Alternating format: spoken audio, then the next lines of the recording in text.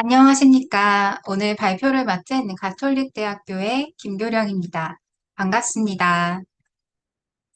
네, 오늘 주제는 자녀와 함께하는 슬기로운 디지털 생활입니다.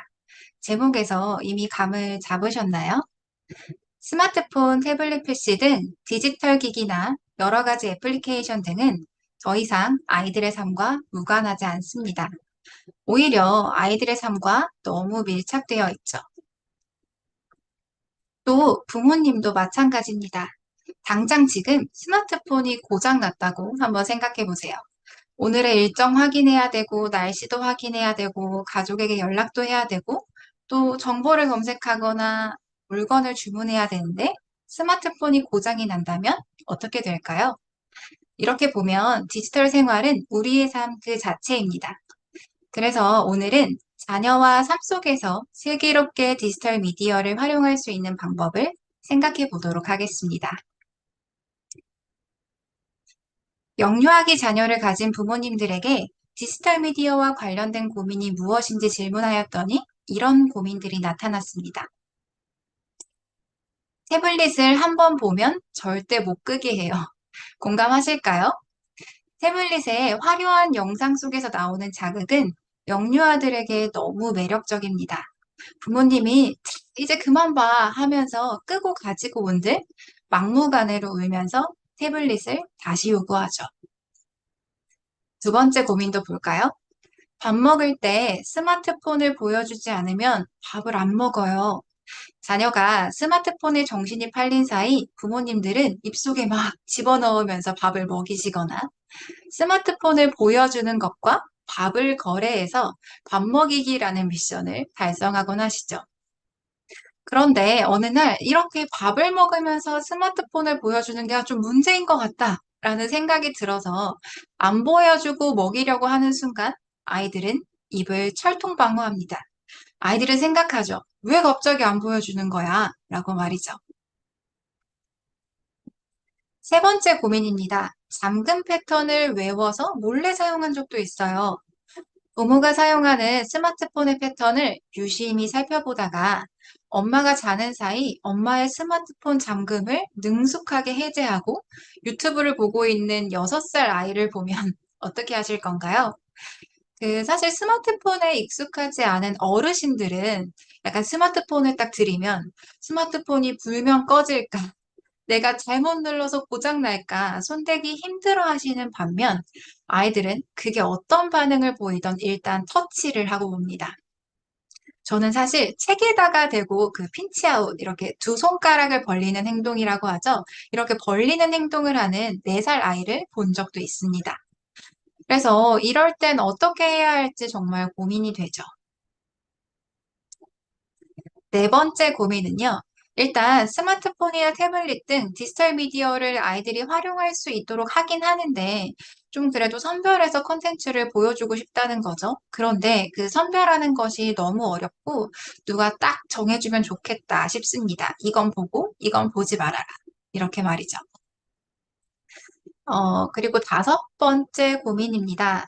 자녀에게 이제 디지털 미디어를 허락해 주었더니 어느새 처음 보는 사이트에 접속해서 아무거나 누르고 있더란 말이죠. 그게 내가 의도한 게 아니더라도 그냥 자연스럽게 누르게 된 거예요.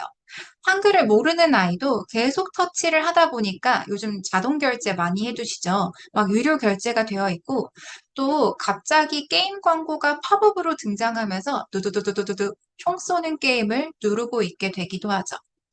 요즘 무료 광고라고 되어 있는 것들, 뭐, 이거 사진 찍으면 무료예요, 뭐, 여기 오면 무료예요, 이런 광고들도 되게 많은데, 어떤 아이는, 엄마, 이거 무료로 할 수 있대, 여기 가자, 이렇게 이야기하면서 광고에 적극적으로 응하기도 하죠. 이런 고민들을 우리가 들어보았는데요. 이것 외에도 사실은 디지털 미디어와 관련된 고민은 매우 많으셨을 거로 생각이 됩니다. 그래서 이런 고민들에 좀 공감이 되신다면, 혹은 앞으로가 조금 걱정이 된다면 오늘 자녀와 슬기롭게 디지털 생활을 해나갈 수 있는 방법을 같이 찾아보도록 하겠습니다. 먼저 아이들이 디지털 미디어를 접하는 시기를 살펴보겠습니다. 최근 조사에 따르면 디지털 기기를 처음 접하는 시기는 24개월 이하가 54.3%에 달합니다.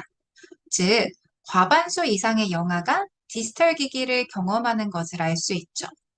일찍부터 썼으니 누구보다 능숙하게 쓸 수 있습니다. 이런 유아들을 디지털 네이티브, 요즘은 디지털 키즈라고 불리게 되는 이유죠. 저만 해도 제가 20살 이후에 스마트폰을 처음 사용했던 것 같은데 지금 아이들은 저보다 적어도 18년 먼저 쓰게 되는 것이죠. 이렇게 자녀에게 처음 디지털 기기를 제공해 주었던 이유를 살펴보았더니요. 형제의 영향, 즉 옆에서 언니, 형아, 오빠가 보다 보니 보게 되었다라는 의견들이 있었고요. 또 부모가 가사일로 바쁘거나 양육하는 중에 너무 힘들다. 나도 조금 쉬어야 될 텐데. 라는 이유로 또는 가족 외 사람들과 좀 어울려 있어야 할 때 아이가 칭얼거릴 때 달래고 관심을 끄는 용으로 처음 제공해 주었다고 합니다. 또는 아까 고민에서처럼 양육의 수단으로 밥을 먹지 않아서 또는 차량을 타고 너무 오래 이동을 해야 될 때, 외식 시간이 있을 때 이런 통제의 편리함을 위해서 사용하기도 하였습니다. 이러한 디지털 미디어 사용은 연령이 올라갈수록 이용 시간이 증가하면서 유아들은 주간에 적어도 1회 이상, 하루에 평균 2시간가량의 디지털 기기를 사용하는 것으로 나타났습니다. 이때 유아가 가장 많이 사용하는 기기는 스마트폰과 태블릿 PC인 것으로 나타났죠. 가정에서 자녀의 모습을 한번 떠올려 보시겠어요? 다양한 이유라고는 하지만 사실 디지털 미디어를 처음 접하는 그 시작은 부모님에게서 먼저 시작됩니다. 부모의 여러 가지 이유를 계기로 영유아는 디지털 미디어를 접하고 점차적으로 사용 시간을 늘려가며 사용하게 됩니다. 생각해보면 사실 아이들이 스마트폰을 좋아하는 건 되게 당연하다고 할 수도 있겠죠. 움직이면서 여러 가지 색이 현란하게 바뀌고 재미있는 애니메이션이 나오고 내 사진, 동영상을 볼 수 있고 어떤 손의 미세한 터치, 핸드폰의 기울기에 반응하는 다양한 자극이 너무 즐거운 거죠. 그런데 점차 디지털 미디어의 사용량이 늘어난 후에 자녀의 모습을 살펴보신 적이 있나요? 과도한 사용으로 오히려 멍해지는 모습, 이렇게 눈 비비는 모습, 뇌의 과부하가 오게 됩니다. 그러다 보니 안 쓸 수는 없을 것 같고 쓰자니 걱정은 되고 이러한 자녀를 위해 부모의 디지털 리터러시가 필요하다고 할 수 있겠습니다. 요즘 리터러시라는 말이 좀 유행 같기도 한데요. 많이 들어보셨죠? 한국어로 문해력이라고 표현이 되는데 읽고 쓸 수 있는 능력을 말합니다. 여기에 이제 디지털이 붙는데요. 그러면 디지털을 읽고 쓸 수 있는 능력이다. 이렇게 간단하게 말할 수가 있겠죠. 좀 구체적으로 설명을 하면 디지털 기술을 능숙하게 사용하는 것을 넘어서 디지털 세상에 대한 이해와 윤리를 바탕으로 디지털을 통해 문제를 해결하고 소통할 수 있는 능력까지, 굉장히 고차원적인 능력까지를 이야기합니다. 그래서 이러한 디지털 리터러시는 수준이 조금씩 달라질 수는 있겠지만 어린아이에서부터 아동, 청소년, 성인 모두에게 필요한 것이죠. 그런데 자녀를 양육하는 부모에게는 한 가지가 더 붙습니다. 부모의 디지털 리터러시라고 했을 때요. 디지털 사회에 대한 이해와 활용을 바탕으로, 즉 자신이 갖고 있는 디지털 리터러시를 바탕으로 자녀가 안전하게 디지털 기술을 활용하여 학습하고 성장할 수 있도록 지원하는 능력, 즉 유아의 디지털 리터러시를 지원할 수 있는 능력이다라고 할 수 있겠습니다. 최근 이루어진 많은 연구들에 따르면요. 부모의 디지털 리터러시가 높으면 디지털 미디어와 관련한 자녀와의 상호작용이 활발해진다고 합니다. 생각해보면 당연하겠죠. 내가 어떻게 이해하고 잘 쓸 수 있는지, 또 잘 쓰면 좋은 것들은 어떤 것들이 있는지, 이걸 가지고 사람들과 어떻게 소통하는지 안다면 자녀들에게도 또 그걸 잘 안내하기 위해 상호작용이 많아지겠죠. 그리고 이어서 자녀의 디지털 미디어 사용 조절을 효율적으로 지원할 수가 있습니다. 어떻게요? 방법을 알고 있으니까요. 그러면 부모의 디지털 리터러시를 제가 계속 강조하고 있는데 이게 정말 중요해지겠죠. 그래서 같은 맥락에서 자녀를 지원하기에 앞서서 먼저 내가 디지털 미디어에 과의존하고 있지는 않은지 나를 먼저 점검하면서 시작해 볼 수 있습니다. 왜냐하면 아까 부모의 디지털 리터러시에서도 내가 먼저 디지털 리터러시를 갖추고 그 다음 지원을 하는 거라고 했기 때문이죠. 여기서 제가 디지털 미디어를 계속 이야기하고 있는데요. 디지털 미디어의 개념을 짚고 넘어가자면 어떤 디지털 컨텐츠, 뭐 교육용 애플리케이션이나 동영상, 정보 검색을 하는 그런 컨텐츠와 카메라, TV, 뭐 태블릿 PC, AI 스피커, 뭐 스마트폰 이런 기기를 포괄하는 개념이라고 할 수가 있겠습니다. 그래서 이렇게 디지털 미디어에 내가 과의존하고 있지 않은지 스마트폰을 중심으로 한번 좀 체크해 볼 수가 있어요. 잠깐 짧은 시간이겠지만 10개의 문항을 한번 읽어보면서 체크해 보도록 하겠습니다. 1번, 스마트폰 이용 시간을 줄이려 할 때마다 실패한다. 자, 여기에 네 가지 점수가 있어요. 전혀 그렇지 않다, 그렇지 않다, 그렇다, 매우 그렇다.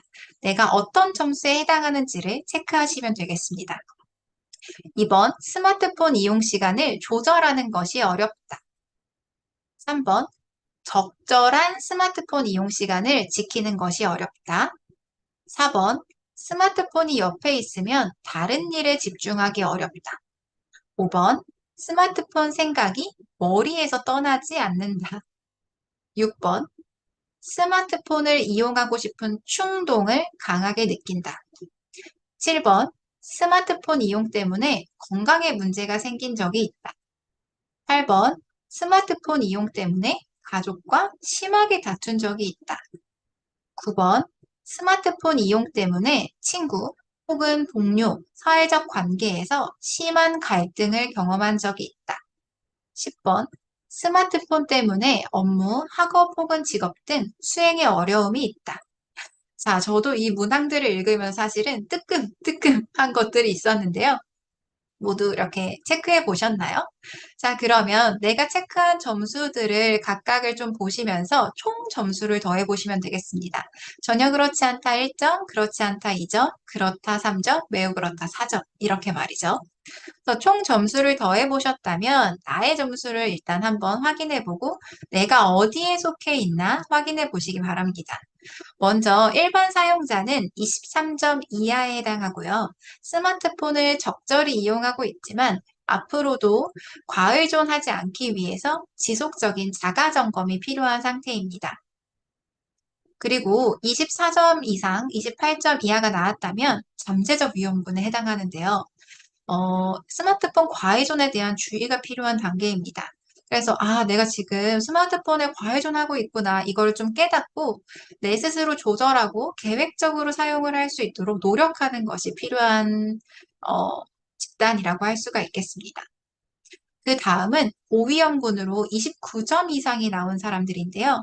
이들은 과의존 경향성이 높으므로 전문적 도움이 필요한 상태입니다. 자, 이 중에서 요 잠재적 위험군과 고위험군을 합쳐서 과의존 위험군이라고 합니다. 2022년 스마트폰 과의존 실태조사에 따르면요. 과의존 위험군은 스마트폰 이용자의 23.6%에 해당합니다. 같은 비율로 유아동의 과의존 위험군도 파악해 봤는데요. 몇 퍼센트나 될까요? 네, 머릿속으로 떠올리셨을까요? 유아동 중에 과의존 의원군 비율은 26.7%에 달한다고 합니다. 즉, 4명 중에 1명꼴로 과의존 위험에 해당하는 거죠. 성인보다 퍼센트가 더 높고요. 정말 심각한 상태입니다. 이렇게 나의 어떤 과의존 습관에 대해서 좀 살펴보면요. 어, 자녀를 좀 볼 수가 있어요. 왜 자녀는 부모의 거울이다 이런 이야기 많이 하는데 디지털 생활에서도 똑같습니다. 부모는 자녀의 어떤 롤모델이자 지원자입니다. 아이들은 말하죠. 엄마는 매일 스마트폰 하면서 나는 왜 안 돼? 좀 너무나 당연한 말이지 않나요? 스마트폰에 지금 재밌는 게 얼마나 많은데 엄마는 하면서 나는 왜 할 수 없는가? 아이들이 당연히 가질 수 있는 불만이 될 수도 있겠죠. 부모의 스마트폰 과외존은 자녀의 스마트폰 과외존과 연결될 수 있습니다. 유아의 스마트폰 과외존 위험군을 조금 더 구체적으로 살펴보았더니요. 일반군 부모의 자녀와 비교해서 과외존 위험군 부모의 자녀가 더 과외존하고 있었습니다. 따라서 나의 스마트폰 의존성을 다시 되돌아보고 이용 습관을 조정하는 것이 자녀의 바른 디지털 미디어 생활에 도움이 된다고 정리해 볼 수가 있겠죠? 그렇다면 왜 자꾸 디지털을 이야기하는 것일까요? 사실 디지털 미디어는 이로움과 해로움을 동시에 갖고 있고 우리 삶과 굉장히 밀착되어 있기 때문입니다. 먼저 이로움을 한번 생각해 볼게요. 디지털은 유아의 흥미와 관심을 반영해서 다양한 주제를 탐색하고 자신의 속도에 맞추어 탐구하며 배움의 기회를 제공합니다. 예를 들어 볼까요? 유아들 중에 공룡을 좋아하는 아이들이 많이 있죠. 내가 공룡에 대해서 알아보고 싶을 때, 그동안은 뭐 책을 보거나 아니면 이야기를 나누거나 아니면 사진 자료를 보는 거였으면, 이제 디지털 미디어를 이용해서는 증강현실로 움직이는 공룡의 모습을 관찰하고, 웹사이트에서 공룡에 대한 정보를 검색하고, 또 공룡 다큐멘터리를 보고, 또 애플리케이션에서 공룡 퀴즈를 맞추며 관심 있는 내용을 점차적으로 확장해 나갈 수가 있습니다. 또 두 번째로는요, 디지털 미디어를 활용하여 적극적으로 자신의 생각과 느낌을 표현하고 다른 사람과 공유하면서 소통할 수도 있습니다. 할머니가 선물을 택배로 보내주셨어요. 그래서 이거 받은 다음에 예전 같으면 뭐 할머니를 만나서 얘기를 한다거나 아니면 할머니한테 전화로 끝날 걸 동영상으로 할머니 선물 너무너무 감사해요 하고 소감을 남겨서 스마트폰 영상으로 전달할 수도 있고 또 화상 채팅을 할 수도 있겠죠. 또 내가 종이접기를 너무너무 좋아하는 아이들은 종이접기 유튜버의 어떤 영상을 보면서 구독, 좋아요 눌러주세요. 이런 멘트를 들으면서 자연스럽게 좋아요 버튼을 클릭합니다. 또 댓글을 막 달고 싶어서요. 다음번에는 3단 합체 미니카를 접어주세요. 라고 어떤 댓글을 달아달라고 부모님에게 부탁하기도 합니다. 이는 단순히 어떤 면대면 환경이 아닌 새로운 디지털 공간, 메타버스에서 소통하는 경험이다 라고 할 수 있겠습니다. 세 번째는 놀이와 결합하여 새롭고 창의적인 경험을 제공하면서 유아에게 즐거움을 줍니다. 어, 기상캐스터 놀이, 아이들이 한다고 하면 어떻게 하실 거라고 생각이 드세요? 이렇게 뭐 오늘의 날씨를 알려드리겠습니다. 뭐 예전 같으면 이렇게 마이크 쥐는 척을 하거나 마이크를 들고서 막 이야기를 하겠죠. 그런데 제가 한 유치원을 봤더니요. 유치원에서 기상캐스터 놀이를 하는데 유아는 웹캠이랑 마이크가 갖추어진 교실에서요. 줌이나 뭐 라이브, 뭐 유튜브 라이브, 뭐 네이버 밴드 같은 화상회의 플랫폼을 통해서 유치원 전체 학급의 기상 예보를 하더라고요. 또 아이들이 어떤 놀이를 하는 모습을 봤는데 보드게임을 친구들과 함께 하고 있는데 그냥 우리가 봤던 그냥 놀잇감이 아니고 코딩 로봇을 움직이면서 보드게임을 친구들과 함께하는 모습도 살펴볼 수 있었습니다. 다양한 디지털 미디어들은 유아가 놀이할 때 시공간의 경계를 확장해주고 점차 새로운 경험을 하게 하면서 다양한 즐거움을 아이들한테 줄 수 있는 것이죠. 이러한 점에서 디지털 미디어는 유아의 성장과 발달에 긍정적인 영향을 미친다고 할 수 있습니다. 그런데 부모님들이 생각하시는, 걱정하시는 것처럼 분명 해로움도 있죠. 먼저 디지털 미디어의 과도한 자극은 집중력을 저하시키고 유아의 과외존으로 이어질 수 있습니다. 사실 디지털 미디어를 볼 때 아이들의 어떤 엄청난 집중력을 느끼실 텐데 디지털 미디어에만 이 집중력이 집중되고 그 외에서는 집중력이 사라진다는 것이죠. 팝콘 브레인이라고 들어보셨나요? 팝콘이 이렇게 팍팍 튀어오르는 모습 아시죠? 뇌가 마치 팝콘처럼 터지는 크고 강한 자극을 원하도록 변하는 현상을 말하는데요. 이러한 과도한 자극에 노출이 되면 내성이 생겨서 어떤 일상에서의 소소한 자극은 흥미를 갖지 못하게 되는 거죠. 그래서 손가락으로 태블릿 화면을 터치하면 바로 뭔가가 반응이 와요. 그럴 때마다 아이들의 뇌는 도파민으로 반응을 하는데 이 도파민은 행복을 전하는 화학적 메신저로 굉장히 아이들한테 즐거움을 주는 거죠. 그런 경험이 반복되면 아이들은 즉각적이고 찰나적인 즐거움에 익숙해질 수밖에 없게 되고 느리고 복잡 미묘한 것들에 대한 능력은 희박해지기 쉽습니다. 근데 사실 이건 어린이뿐만이 아니라 성인도 마찬가지입니다. 요즘 유튜브 숏폼 같은 거 많이 시청하시나요? 예전에는 유튜브 동영상을 제작할 때 10분을 넘기면 안 된다고 이야기했는데요. 요즘은 숏폼이 대세입니다. 1분 이내에 가장 자극적이고 재미있는 부분만을 넘기면서 보고 있죠. 어른들도 이런 팝콘 브레인의 위험에 노출되어 있어요. 그렇다면 아이들은 더 쉽게 자극받고 과일존으로 이어질 수 있겠죠. 또 이렇게 사용 시간이 길어지면 눈의 피로, 신체 통증, 수면 문제, 뇌발달 문제를 야기할 수 있습니다. 제가 얼마 전에 지하철을 탔는데 제가 탄 칸에 모든 사람이 이렇게 스마트폰을 보는 채로 거북이가 되어 있더라고요. 지금 이 화면을 보고 계시는 부모님들도 자세를 한번 다시 고쳐보시는 건 어떨까요? 또 이렇게 스마트폰을 들고 있는 게 굉장히 무겁다는 건 알고 계신가요? 제가 예전에 이렇게 스마트폰을 위로 보고 있다가 얼굴에 떨어뜨렸는데요. 멍이 들더라고요. 그리고 그 아이들이 들고 있다고 했을 때 손에 쥐어주시더라고요. 이렇게 유모차를 타고 갔을 때 아이 손에 쥐어주고 있는 스마트폰. 이게 생각보다 굉장히 무겁고 이 무게를 지탱하기 위해 아이들의 건강에 분명히 문제가 생길 수가 있겠죠? 세 번째 해로움을 생각해 보자면 어떤 부모와의 실제적인 상호작용이 줄어들어서 언어, 사회성 발달에 어려움이 생길 수도 있습니다. 면대면 속의 상호작용이 줄어든다는 것이죠. 그래서 어떤 부모님들은 교육용 컨텐츠를 보여주는 것으로 교육 효과를 기대하는데 이런 일방적인 기기 화면 시청이 길어지면 언어, 인지 조절과 관련된 뇌 영역에 어떤 기능적인 연결성은 오히려 낮아져서 부정적인 영향을 미친다고 이야기를 합니다. 지금까지 이렇게 이로움과 해로움을 살펴보았습니다. 어, 다시 이야기하자면 결론적으로는 디지털 미디어를 안 쓸 수는 없는 세상에 왔다. 유아는 이미 디지털 네이티브다. 그렇다면 이 디지털 미디어를 이롭게 사용하기 위해 이런 해로움을 최소한 줄이고 이롭게 사용하기 위해 자녀를 지원할 수 있는 부모의 디지털 리터러시가 무엇보다 중요하다라고 할 수가 있겠습니다. 그래서 부모의 디지털 리터러시는 저희가 자녀의 디지털 리터러시를 지원하는 역량이라고 처음에 이야기를 했었죠. 그래서 이런 앞선 고민들을 좀 해결하면서 슬기롭게 디지털을 활용하는 방법을 좀 알아보도록 하겠습니다.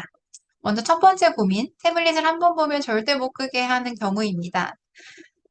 먼저 스크린 타임 기준을 적용하는 것이 필요합니다. 스크린 타임이란 어떤 스마트폰, 컴퓨터, 텔레비전, 게임기, 태블릿 PC 등 화면이 있는 장치를 사용하는데 소요되는 시간입니다. 즉, 화면을 보는 시간이라고 할 수 있겠죠? 이러한 화면을 볼 수 있는 기준을 자녀의 연령에 따라 적용하는 것이 필요합니다. 세계보건기구나 미국 소아과학회 등 여러 연구 결과에 따르면 생후 18개월까지는 스크린 타임을 성인과 함께하는 영상통화 외에는 제한할 것을 강조합니다. 기기 사용 시간이 없어요. 왜냐하면 18개월까지는 감각 경험 또는 직접 체험을 통한 교육이 가장 필수적이기 때문입니다. 그래서 오감놀이 이런 이야기 많이 들으셨죠?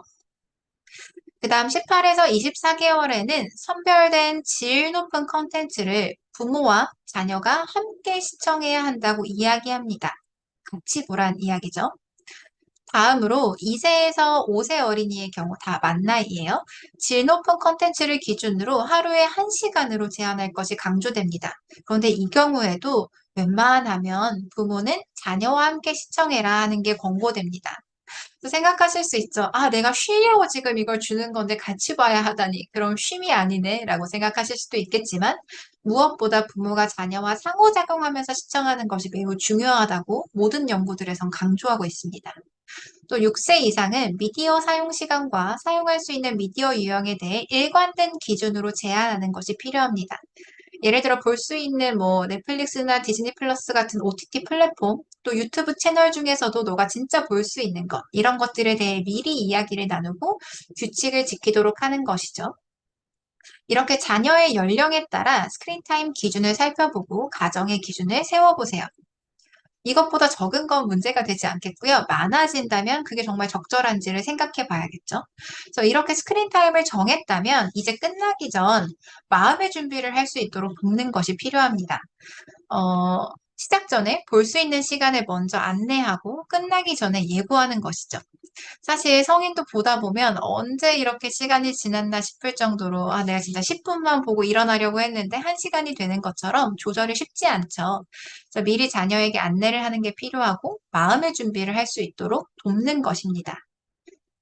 예를 들어서 이제 5분 남았네. 5분 지나면 끝났어. 1분 남았네. 1분 뒤에 끌 거야. 또는 이제 한 개만 더 보면 끝낼 시간이야. 이렇게요. 또 스크린 타임이 끝났다면 직접 끄고 자녀의 행동을 칭찬해 줌으로써 자기 조절 능력을 키워갈 수 있도록 지원하는 것이 필요합니다.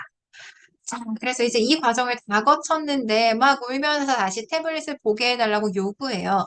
그럴 땐 우리 오늘은 시간이 다 끝났어. 계속 운다면 안 돼. 내일 할 거야. 짧게 이야기하고 전환할 수 있도록 기다려주세요. 내일 또 볼 수 있어?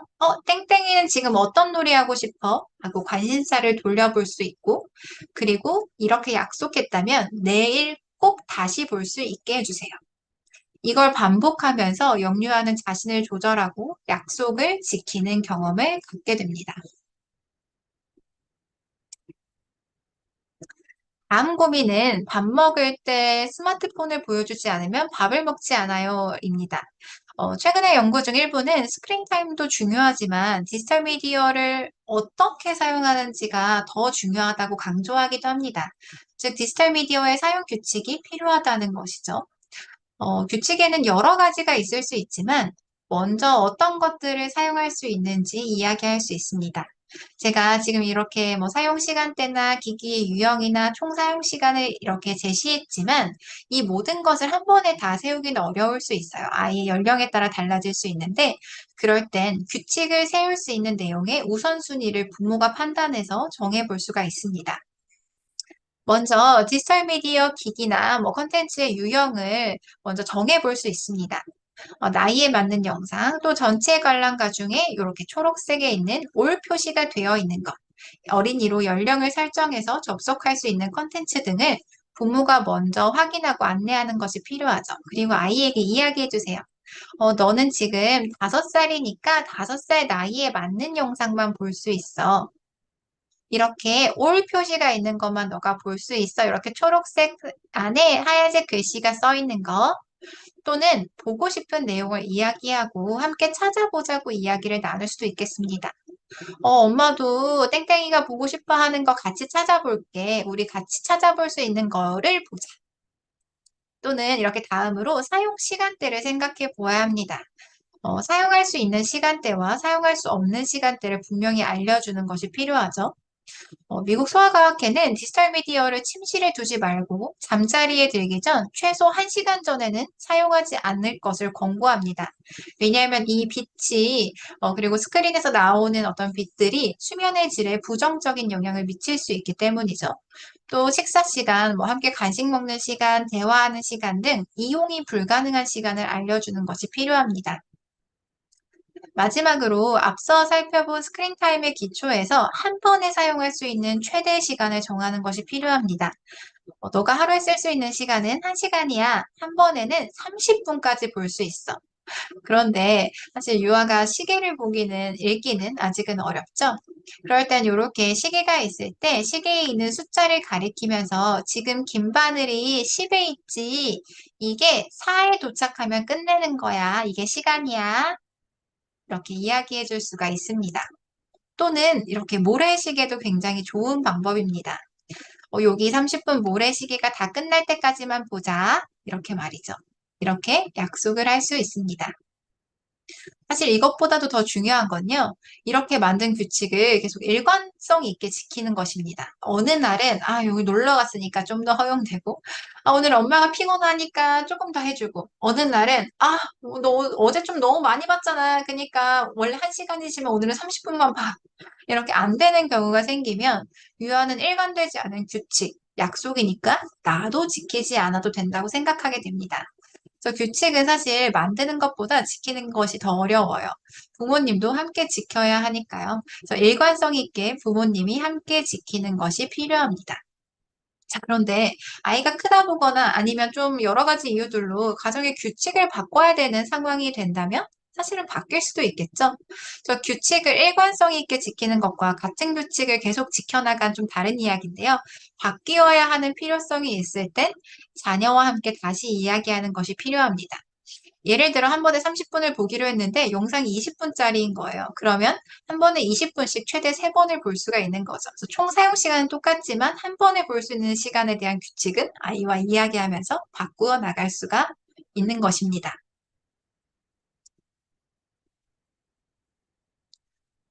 세 번째 고민인데요. 엄마의 스마트폰의 잠금 패턴을 외워서 몰래 사용한 적이 있다. 이렇게 했을 때 디지털 미디어의 사용 권한은 부모, 선생님, 어른에게 있음을 꼭 알려주어야 합니다.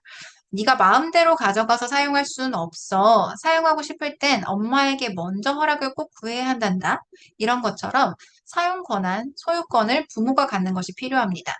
사실 이런 사용 권한이나 소유권이 자녀에게 넘어간 순간 부모의 관리가 유명무실해질 수 있습니다. 때때로 아이들에게 뭐 땡땡이 핸드폰, 땡땡이 태블릿 이렇게 소유권을 주는 경우가 있는데요. 기기의 소유권을 자녀에게 넘겨주면 내가 마음대로 할 수 있는 것이 되게 됩니다. 그렇기 때문에 누구의 것이 아닌 이 디지털 미디어의 권한은 꼭 부모가 갖고 있는 것이 필요합니다. 그래서 이렇게 권한을 가지고 있을 때 기기를 관리할 수 있는 도구들이 많이 있습니다. 예를 들어 구글 패밀리 링크는 구글이 개발한 자녀 보호 애플리케이션으로 부모의 기기와 설정이 필요한 기기를 연결해서 기기 사용을 제한할 수 있고 사용 현황이나 사용 시간 등을 확인할 수도 있습니다. 또 기기에 다운되어 있는 애플리케이션 사용 권한을 통해 사용 중지를 할 수도 있고 취침 시간 제한 기능도 있어서요. 부모가 예를 들어 지정한 취침 시간 9시가 되면 기기가 잠들게 됩니다. 또는 부모의 스마트폰을 사용한다면 키즈 모드를 설정할 수 있어요. 또 각 기기별로 제공되는 아이폰은 스크린 타임, 갤럭시는 디지털 웰빙 앱 등을 사용할 수도 있습니다. 중요한 점은 이러한 내용에 대해 자녀에게 설명해 주는 것이 필요해요. 엄마가 지금 이 애플리케이션을 설정해 놨어. 그래서 너가 20분 동안만 볼 수 있어. 우리가 약속한 대로 20분이 됐고 끝나면 알람이 울릴 거야. 또는 꺼질 거야. 또는 이 태블릿 PC는 밤 9시가 되면 잠들어. 얘도 잘 시간이거든. 이렇게 말이죠. 또는 여기 키즈 모드에 있는 것만 쓸 수 있어. 이렇게요. 아이가 뭔가 갑자기 꺼지거나 알람이 울리거나 이렇게 해서 당황스럽게 되지 않게 말이죠. 네 번째 고민입니다. 어떤 처음 보는 사이트에 접속해서 아무거나 눌러서 깜짝 놀란 이런 일들 많이 보셨을 텐데요.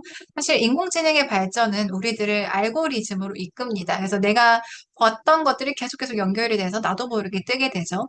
또 어떤 무료로 사용할 수 있는 많은 애플리케이션이나 컨텐츠들은 운영과 어떤 수익을 위해서 광고를 함께 노출합니다.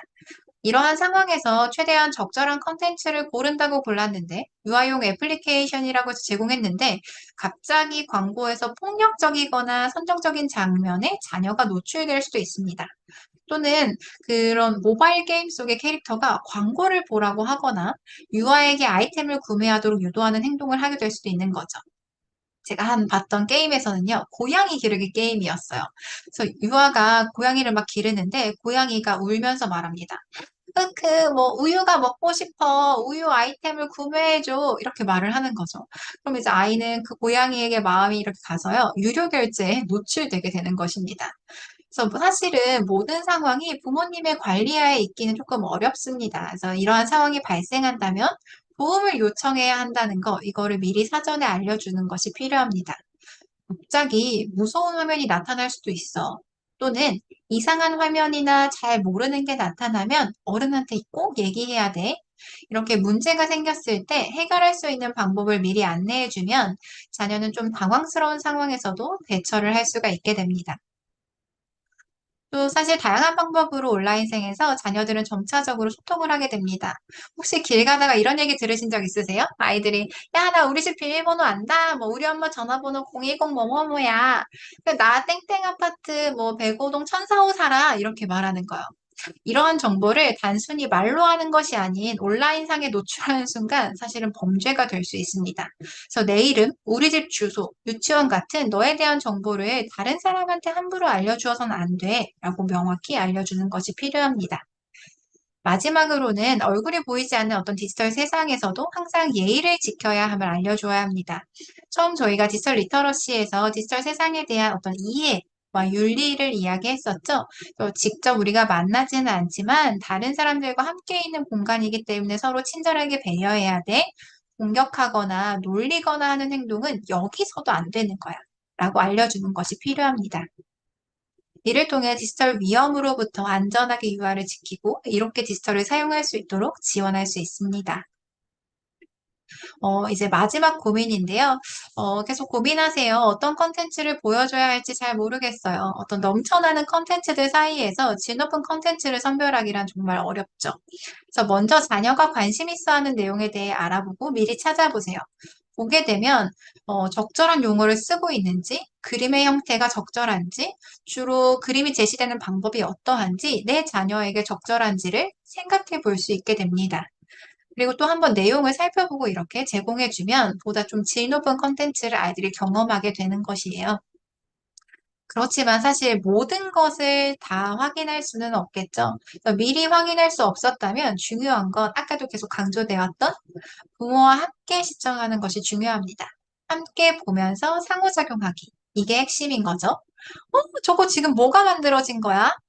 저 친구는 지금 도움이 필요한 상황인 것 같은데, 너도 그렇게 생각해? 와, 저거 정말 재미있는 말이다. 표정이 너무 재밌다. 이렇게 상호작용하면서 말이죠.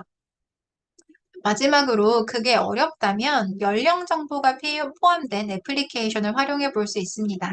뭔가 어린이용, 키즈용 이렇게 검색해 볼 수도 있고 연령 정보를 확인하면서 사용할 수 있는 내용을 뽑아낼 수도 있습니다. 애플리케이션을 다운받을 때도 예를 들어 구글 플레이에서는 어린이용으로 설정할 수 있고 또는 교사 추천 배지가 달려있는 것들이 있어요. 이렇게 앱의 안전 여부를 확인하고 다운받아서 사용할 수도 있습니다. 하지만 가장 좋은 방법은 부모가 자녀와 함께 디지털 미디어를 사용하는 것입니다. TV는 모두 함께 볼 수 있지만 스마트폰이나 작은 화면은 좀 아이들이 무엇을 보고 있는지, 그 속에서 어떤 위험이 있는지 알아차리기가 조금 어렵죠. 결국 컨텐츠를 모니터링하는 부모의 역할이 그 어느 때보다 중요하다고 할 수가 있겠습니다. 자, 지금까지 디지털 미디어와 관련한 고민을 바탕으로 해결할 수 있는 방법에 대해 살펴보았습니다. 마지막으로 점검해 볼까요? 먼저 우리 집의 디지털 미디어 사용 현황을 확인하는 것입니다. 자녀가 어떤 디지털 미디어를 이용하는지, 일주일에 몇 번, 하루에 얼만큼, 주로 언제 사용하는지 등입니다. 다음으로는 사용 규칙을 정해야 됩니다. 이때 앞서 살펴본 어떤 스크린 타임 권고, 사용 시간대, 사용 방법 등을 정하면서 자녀와 함께 정하는 것이 필요합니다. 그 설문조사들을 보면요. 우리 집에는 규칙이 있어요. 라고 이야기를 하세요. 그런데 실제적으로 아이와 그 규칙을 함께 만들었는지를 물어보면 그렇다고 대답하지 않습니다. 그래서 내가 진짜 이걸 지킬 수 있도록 자녀와 함께 정하는 것이 필요하고 부모도 여기서 약속을 정하고 함께 일관성 있게 지키는 것이 필요합니다. 세 번째는 적절한 컨텐츠를 선별하는 사전 작업과 더불어서 상호작용하면서 함께 활용하는 것입니다.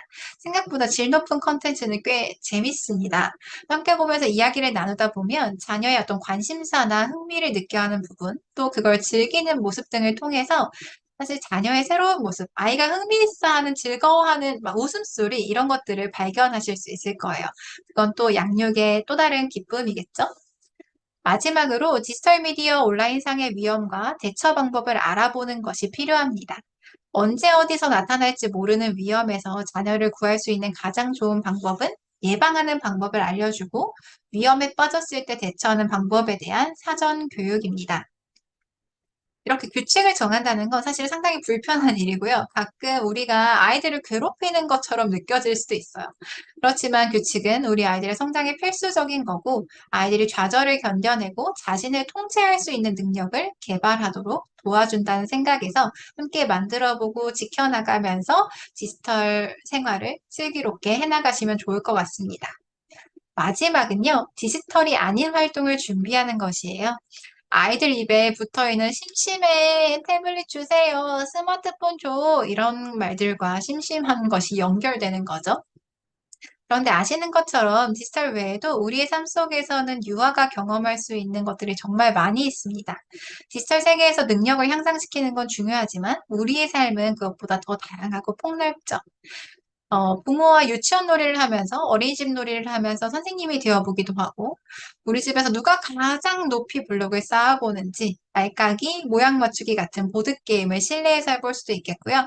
또 집 밖으로 나가 놀이터에서 얼음땡, 또 자전거 타기, 공놀이 이런 것들을 하면서 팀워크, 문제 해결, 창의성 등을 키울 수 있어요. 무엇보다 자녀가 원하는 놀이를 함께하며 좀 즐겨보세요. 땡땡아, 어떤 놀이 하고 싶어? 하고 부모가 눈을 맞추며 물어봐주는 순간 아이들의 눈은 빛날 것입니다. 디지털은 좀 달라요. 레벨업이나 뭐 아이템 이런 얻는 성취감은 느낄 수 있겠지만 내 맘에 들지 않으면 그냥 꺼버리면 끝인데 실제로 아날로그 놀이는 좀 다르죠. 그래서 디지털 세계와 더불어 현실 세계에서의 아날로그 경험은 매우 균형을 갖는 것은 매우 소중합니다. 네, 지금까지 디지털 미디어와 관련된 고민을 좀 풀어보면서 자녀와 슬기롭게 디지털 생활을 할 수 있는 방법을 살펴보았습니다. 뭐든지 첫 술에 배부를 순 없겠죠? 작지만 작은 규칙부터 아이와 함께 이야기 나누고 세워보며 디지털 세상에서 슬기롭게 대처하시길 바라겠습니다. 네, 오늘 연수 내용은 이것으로 저는 마칠 수 있을 것 같습니다.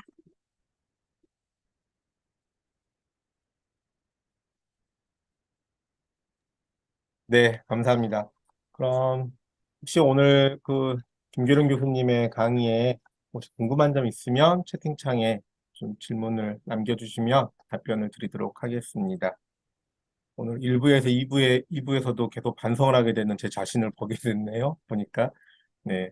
아마 아까도 교수님께서 말씀하셨듯이 오늘 이게 부모가 이제 자녀와 함께 좀 현명하게 디지털 미디어를 좀 사용할 수 있는 그런 슬기로운 지혜를 배울 수 있는 자리였던 것 같습니다. 어, 질문을 좀 남겨주시면 제가 대신 질문을 좀 드리도록 하고요. 아마 아까 보니까 데이터가 2019년 자료에서도 상당히 높게 아이들의 과의존이 좀 높게 나왔는데 코로나 제가 19 팬데믹도 있었고 요즘 좀 스마트폰이나 이런 것들이 더 일상 속에 스며들면서 오히려 더 과의존이 좀 더 높아지지 않았을까라는 그런 좀 우려도 같이 있어서 오늘 이 강의가 상당히 부모님들께 도움이 될 거라고 좀 생각이 들고요. 질문이 안 올라오니까 잠깐 고민하시는 동안에 제가 갑자기 보면서 궁금한 점이 생겼어요. 아까 이게 맞는지 모르겠는데, 아까 스크린 시간 1시간 정도, 아까 유아들 1시간 정도, 하루에 1시간 정도가 1시간 넘지 않도록 해야 된다라는 그런 말씀을 주셨던 것 같은데, 그러면 아이들이 이제 요즘 온라인으로 컴퓨터로도 그렇고, 뭐 태블릿으로 그렇고, 수업을 많이 듣잖아요. 온라인 학습 같은 것도 하잖아요. 여기서 그 스크린 타임이라고 하는 게 그냥 순수하게 그냥 단순 시청 이런 약간 즐거움을 목적으로 시청하는 거 플러스 약간 뭐 학습, 온라인으로 하는 학습 이런 것까지를 다 포함을 해서 1시간 정도를 생각해야 되는 건가요? 아니면 그냥 순수하게 그냥 단순 시청이나 뭐 이런 측면에서의 1시간으로 좀 제한을 하는 게 적절한 건가요? 네, 이 스크린 타임에는요, 사실 그 화면을 보는 시간, 스크린 타임을 정의하면 이렇게 돼서요. 내가 실제로 즐기면서 뭔가를 하는 그 시간과 교육용으로 내가 뭔가를 시청하거나 뭐 애플리케이션을 활용하는 시간을 모두 포함합니다. 사실 그렇게 치면 1시간이 되게 짧죠. 그만큼 아이들에게 하루에 그 1시간 디지털을 이용하는 것 자체가 그 정도로 충분하고 그 이상을 넘지 않은 것이 지금 권고로 제시되고 있는 것입니다. 네, 그래서 그 시간을 좀 균형을 잘 갖추시는 게 필요하고요. 아, 나는 이게 교육용으로 쓰고 있으니까 괜찮겠지라고 생각하시는 부모님들 많은데 그게 아니고 모두를 합쳐서 1시간이라는 거 꼭 기억하시면 좋을 것 같습니다. 네, 여기 질문 하나가 지금 올라와 있는 것 같네요. 보니까 아이의 스마트폰을 사줘야 하는 시기는 언제가 될까요? 최대한 늦게 사주고 싶은데 아들 있는데 우리 아이만 없어서 소외될 것 같아요. 뭐 걱정입니다. 뭐 이런 질문이 하나 있습니다. 네, 이런 고민 많이 하실 텐데요. 사실은 영유아기에는 스마트폰을 아이에게 아까 말씀드렸던 것처럼 사용 권한을 유아에게 주지 않는 것이 중요합니다. 그래서 뭐 누구의 스마트폰, 누구의 태블릿 이렇게 만드는 것은 사실은 적절하지 않다고 보고요. 사실 이건 초등 이후의 시기에 어떠에 따라서 사실 이 스마트폰을 사주는 시기를 결정해야 된다라고 생각을 하는데요. 사실 지금 초등에서도 디지털 교과서가 적용이 되는데 디지털 교과서는 1, 2학년한테는 적용하지 않고 있어요. 그 이유는 그 1, 2학년, 초저학년에게도 디지털 미디어의 어떤 권한이나 그걸 사용한 학습이나 이런 것들이 적절하지 않다고 보기 때문이죠.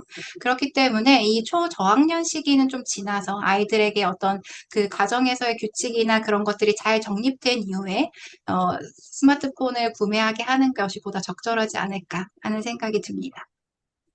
네, 답변이 되셨을 걸로 생각이 듭니다. 네, 저희가 계속 기다리고 있는데 추가적인 질문은 없으신 것 같아요. 네, 여기서 좀 일단 마무리를 좀 하도록 하겠습니다. 추후라도 혹시 궁금한 사항 있으시면 저희 아이누리 포털 쪽에 문의해 주시면 저희가 그 교수님께 전달해 드려서 답변을 좀 드리도록 하겠습니다. 오늘 2부 강의를 해주신 김규룡 교수님께 다시 한번 감사드립니다. 네.